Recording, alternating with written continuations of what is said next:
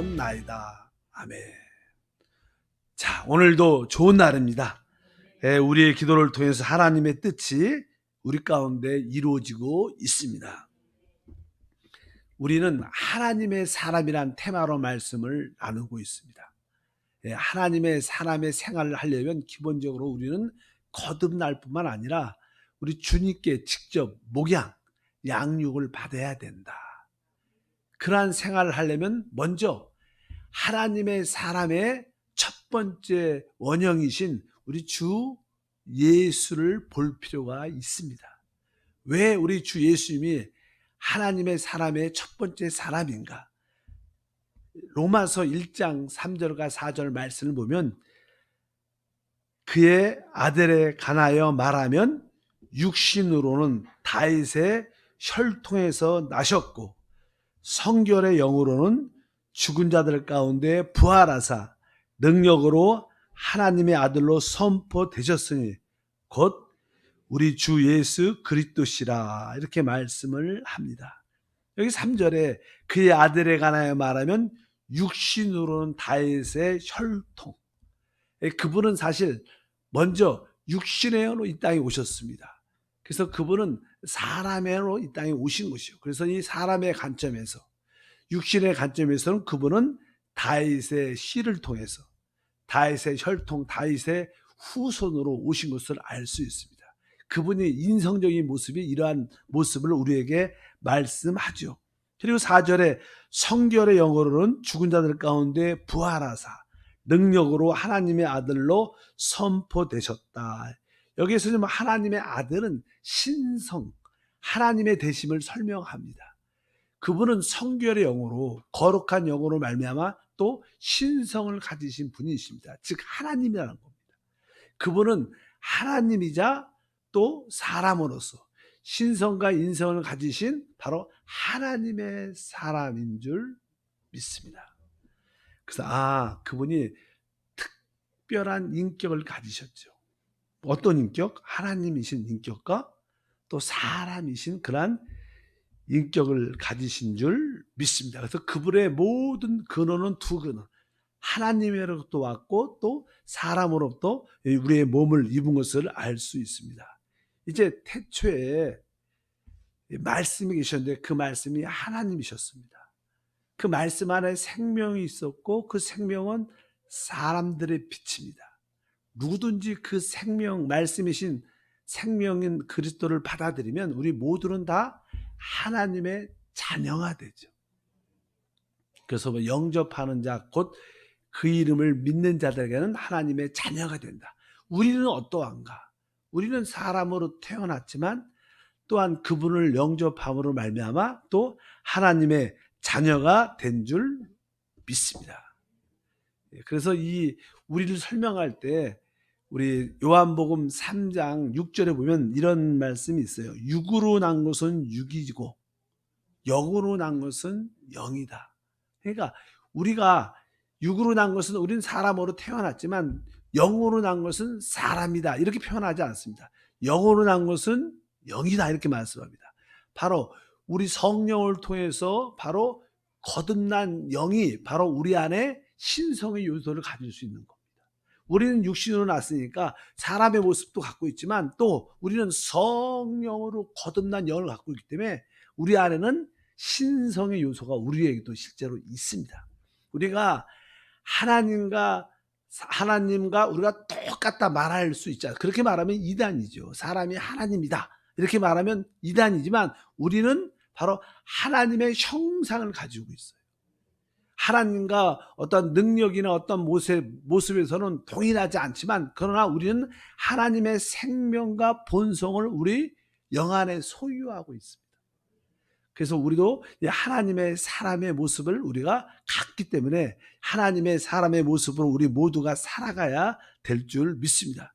그 하나님의 사람으로 사는 첫 번째 모습은 우리 누구입니까? 우리 주 예수입니다.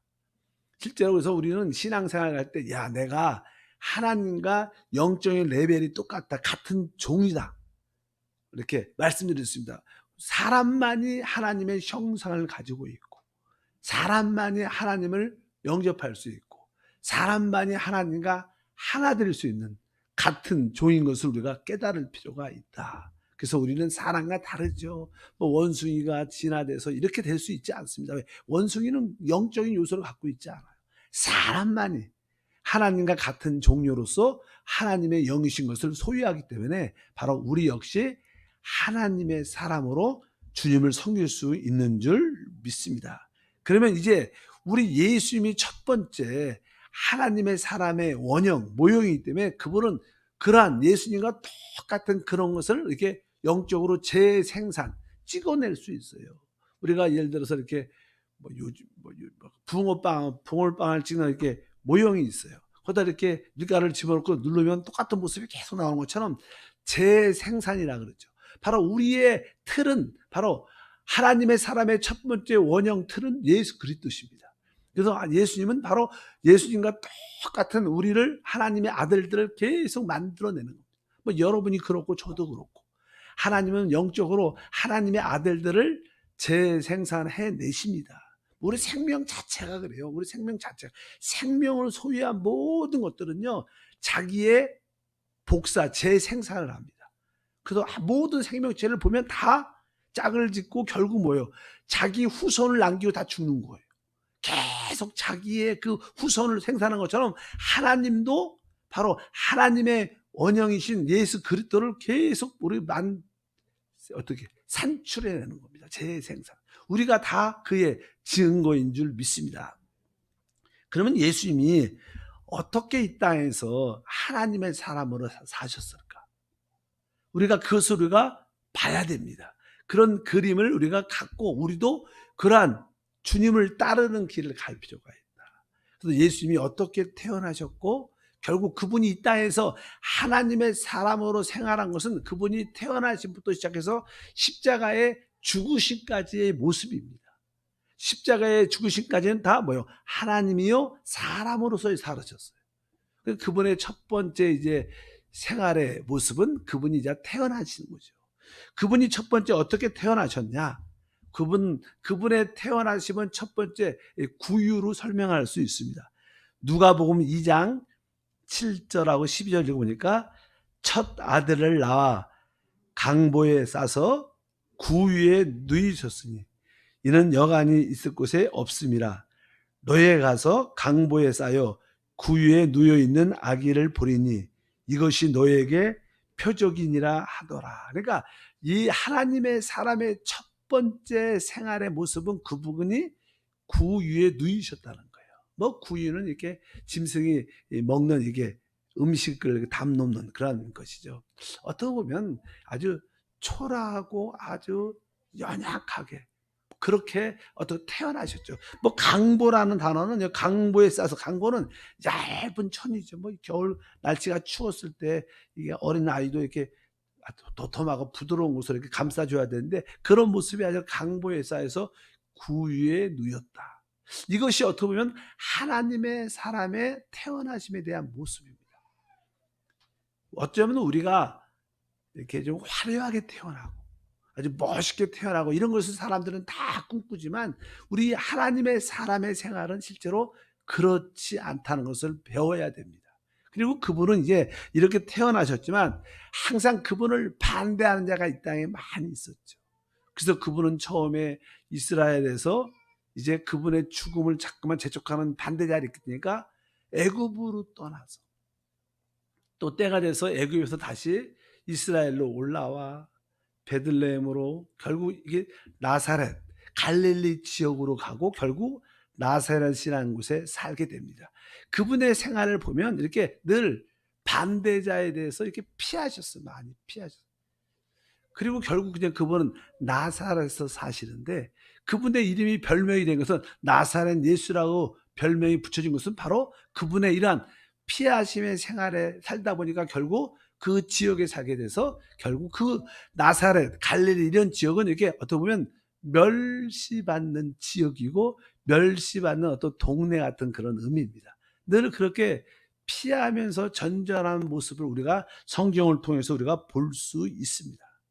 그분의 피하심의 생활, 이것이 하나님의 이자 사람의 생활의 모습입니다. 우리는 항상 이런 생활을 볼 때마다 요즘에 그런 이야기가 많이 나죠. 이 금수저, 흙수저. 태어날 때 신분을 말합니다. 모든 사람들은 이 금수저의 신분을 사모하죠, 되게. 그런 마음을 많이 갖고 있는데 우리 주님은 전형적인 흙수저셨습니다. 여러분들은 이렇게 금수저로 태어나는 게 좋아요? 흙수저로 태어나는 게 좋아요? 그럼 대부분 사람들은 뭐라 그래요? 금수저로 태어난 것을 다 좋아하죠. 또 그것이 자랑이 될 수 있다고 생각을 많이 하지만 사실 우리 믿는 사람 입장에서 보면 뭐 금수저나 흙수저나 그냥 평범하게 태어나는 게 제일 좋은 것 같아요.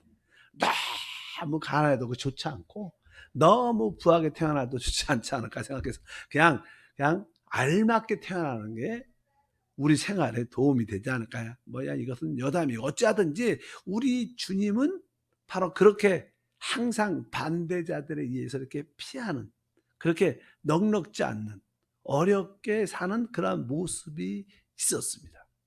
어쩌면 우리가 이 땅에서의 삶은 그런 요소가 많이 실제로 있습니다. 우리가 주님이 오시면 그분이 예비하신 나라에서 최고의 왕권을 갖고 누릴 것이지만 이 땅에서는 그렇게 누리는 그런 삶이 성경적이진 않은 것 같습니다. 어차피 우리가 복음을 위해서 우리가 넉넉한 삶이 필요하지만 어쩌든지 주님의 하나님이자 사람의 생활의 모습은 항상 구유에 대한 그런 강보의 얇은 천에 쌓인 구유 또 한편적으로 그분은 항상 이렇게 피해 다녔고 좋지 않은 그러한 동네에서 아주 이렇게 사신 그러한 모습을 우리가 알 수 있습니다. 그리고 나서 그냥 그분은 이제 8일째 되는 날 할례를 받게 됩니다. 8일째 되는 날 율법에 의해서. 그래서 그냥 누가복음 2장 21절에 보니까 할례할 8일이 되매 그 이름을 예수라 하니 이렇게 말씀합니다. 그분은 이제는 태어나서 첫 번째 아들이니까 이제 8일째 할례를 받게 됐죠. 뭐 이것은 그냥 율법에 따라 받겠지만 그 육신 어머니였던 마리아가 그 아이를 키우면서 점점점 자랄 때 아마 그런 가르침이 있었겠죠. 그 엄마가 자기 아들에게 너는 어릴 때 태어나자마자 8일째 할례를 받았다. 너는 하나님의 사람으로서 너는 이 육신이 끝났기 때문에 늘 뭐요? 영을 따라 하나님을 따라 살아야 된다. 이런 가르침이 있지 않겠습니까? 여러분도 여러분 자녀에게 할례를 줬다면 그 할례의 의미를 영적으로 정확하게 알고 있다면 우리 옛사람 육신은 끝났고 칼로 베어졌고 죽었고 너는 이제 하나님으로 살아야 된다. 그런 가르침이 있었다고 봅니다. 여러분도 여러분 자녀를 가르칠 때 그렇게 잘 가르치는 것이 중요하지 않나. 아마 예수님은 잘하면서 나름대로 그런 교육, 가르침도 부모로부터 있었을까라고 생각합니다. 뭐 그분도 그냥 어릴 때 자라야 되니까. 그분도 사람으로서 이 땅에 자라니까 그런 모습을 있다고 말씀을 드릴 수 있습니다. 그리고 이제 그 성전에 가서 하나님께 드려질 때 항상 이 메시아를 그리스도를 기다리는 사람들이 이 땅에 있어요. 항상 하나님 나라를 꿈꾸며 하나님의 언약, 그리스도가 오시는 것을 늘 기도하는 사람이 있는데 그런 사람이 이제는 시몬이라는 사람이 나와요. 성경에 누가복음 2장 34절부터 읽어보면 시몬이 그들에게 축복하고 그의 어머니 마리아에게 말하여 이르되 이렇게 예언을 해줍니다. 항상 이 땅에는요 이 그리스도를 메시아가 다시 오시기를 사모하는 사람들이 있어요. 이런 사람들은 하나님의 은혜 가운데 꼭 그분을 보는 축복이 있어요. 대부분 사람들은 못 보죠. 그러나 진짜 간절히 사모하고 끊임없이 그분의 오심을 기대하고 소망하는 사람들은 하나님의 은혜로 그분을 볼 수 있는 축복을 갖게 되는데 시몬이라는 그런 사람이 그런 사람이었습니다. 늘 성전에서 메시아 오심의 약속을 붙잡고 기다리는데 진짜 그것을 보게 되는 그 아이를 보자 그것을 느끼는 거죠. 그래서 그냥 그 어머니에 대해서 예언을 해주는데 뭐라고 말하냐면 그의 어머니 마리아에게 말하여 이르되 보라 이는 이스라엘 중 많은 사람을 패하거나 흥하게 하며 비방을 받는 표적이 되기 위하여 세움을 받았고, 그 어린 아이 그리스도에 대해서 말하죠. 이 사람이 많은 사람을 패하거나 흥하게 하고 비방을 받는 표적이 되기 위해서 세움을 받았다. 우리 주님은 사실 이 땅에 그리스도로 오셔서 진짜 많은 사람을 패하고 흥하게 하는, 그분의 기준을 따라서 그분 때문에 망하고 그분을 대적하고 비방하는 그런 표적이 됐죠. 예수님만큼 이 땅에서 많이 오해받고 예수님만큼 많이 비방하는 사람은 어떤 누구도 없을 겁니다. 그분만, 지금도 믿지 않는 사람들은 수없이 그분을 따르는 교회에 다니는 사람들, 교회하면 무조건 세상에서 욕을 합니다. 이 세상은 마귀의 권세 가운데 있기 때문에 그래요. 우리가 그것을 이상하게 생각할 필요도 없고 별로 기대할 필요도 없습니다. 세상은 교회를, 그리스도를 비방합니다. 그게 당연한 것이고, 우리가 진짜 비방을 받는다면 우리는 제대로 가고 있는 겁니다. 우리가 그리스도에게 속기 때문에 우리가 비방받는 줄 믿습니다. 어쩌든지 여기가 사람을 패하거나 흥하게 하며 비방을 받는 표적이 되기 위하여 세움을 받았다. 35절에 또 칼이 내 마음을 찌르듯 하리니 이는 여러 사람의 마음의 생각을 드러내려 함이라 하더라. 바로 많은 사람들은 그리스도를 욕하지만 왜 욕하는지, 그 욕하면서도 그 의미가 무엇인지도 모르고 욕을 해요. 그러면서 그들이 안에 있는 생각들이 다 드러나는 겁니다. 이런 뜻입니다. 그 말들이 바로 사람들의 마음의 생각을 드러나게 하랍니다. 사람들은 예수를, 교회를 막 욕을 합니다. 근데 그들이 사실 욕하면서조차도 왜 욕하는지도 모르고 욕을 하고 있어요. 다만 그들이 그러한 악한 생각, 더러운 생각을 가지고 있다는 것을 드러나게 하는 그러한 어떤 기준이, 표적이 된다는 거예요. 예수님은 그러한 모습을 갖고 이 땅에 오셨다는 것을 의미합니다. 비방의 대상, 많은 사람들의 생각을 드러내는 그런 표적이 됐다고 이렇게 말씀을 합니다. 우리 주님은 그러한 모습으로 이 땅에 오셨습니다. 그분은 환영받고 인정받기 위해서 이 땅에 오신 것이 아닙니다. 그분의 모든 생활이 그런 모습인데 우리도 조금 하나님의 사람으로서의 생활의 그분의 모습을 우리도 조금은 받아들일 필요가 있다. 그래서 우리 참된 신앙인 가운데 성경 말씀은 우리가 세상에서 환난당하고 핍박받지만 두려워하지 말라는 거예요. 그런 거에 너무 민감하지 말아라. 우리는 우리가 갈 길을 가야 됩니다. 다음 시대와 영원한 시대를 이끌어온 우리 모두 통로가 돼야 될 줄 믿습니다.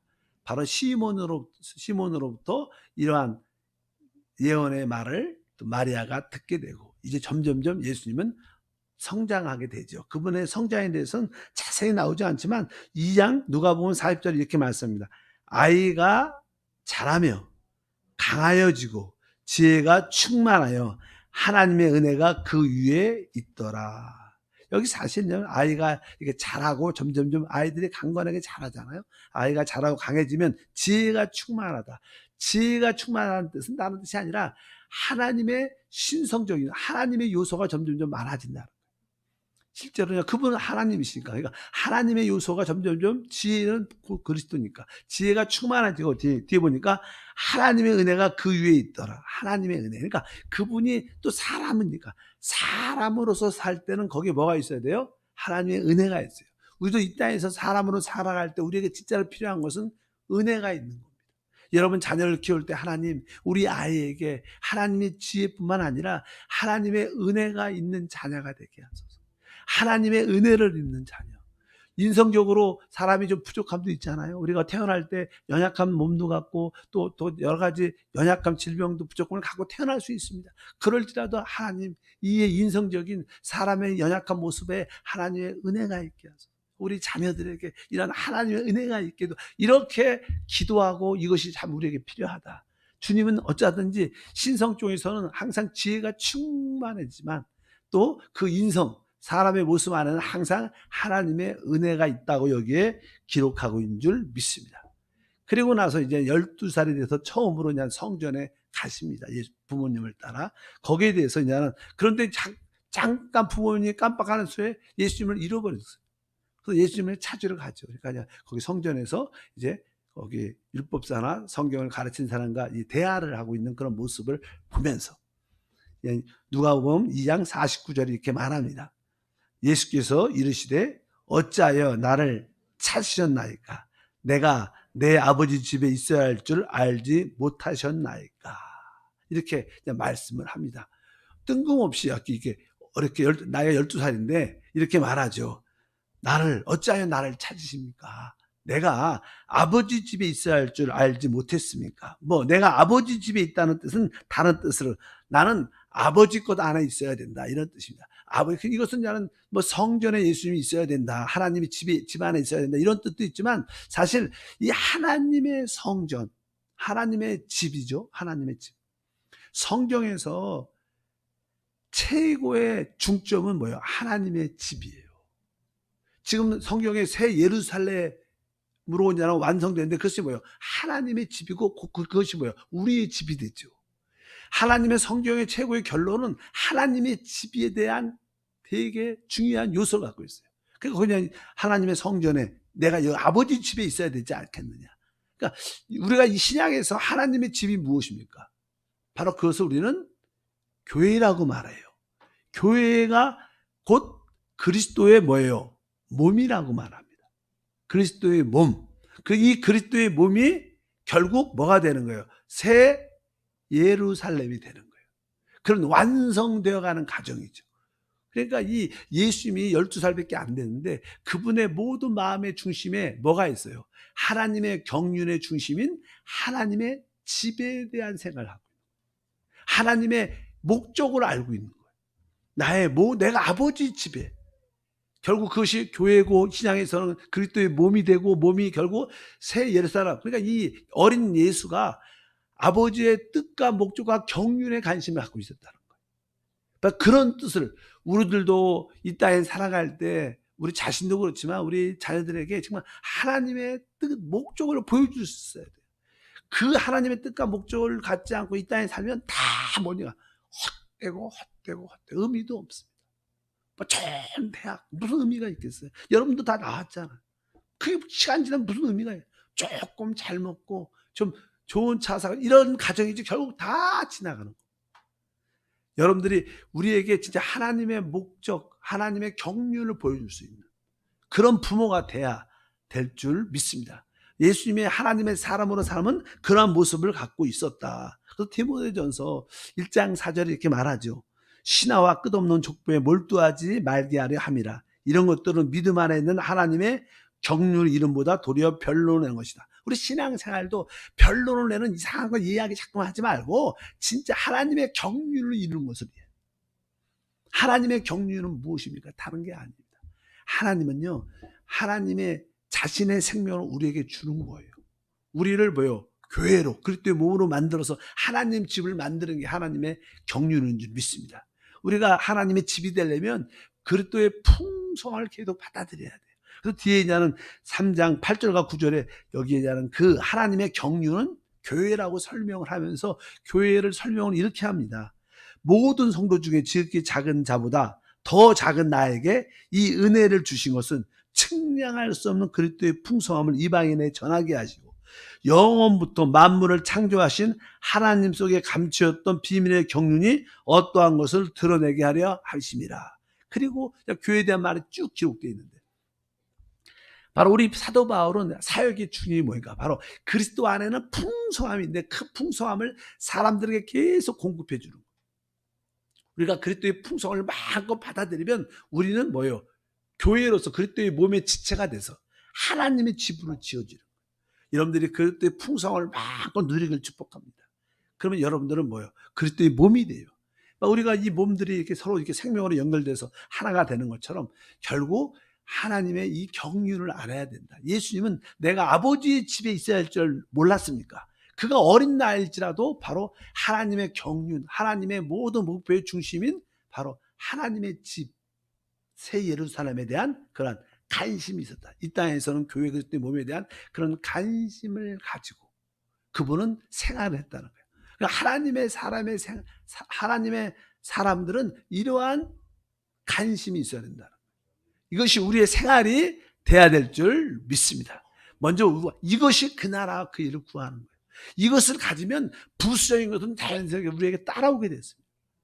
여러분들이 그러한 은혜와 축복이 함께하길 바랍니다. 기도하겠습니다. 하나님 아버지 감사합니다. 다시 한번 이제 하나님의 사람인 첫 번째 이신 주 예수님의 그 생활을 우리가 보기를 원합니다. 그분의 유년기, 그분의 생활을 통해서 어떠한 생활이 우리 가운데 필요한지를 보게 하옵소서. 주 예수 이름으로 기도하옵나이다. 아멘.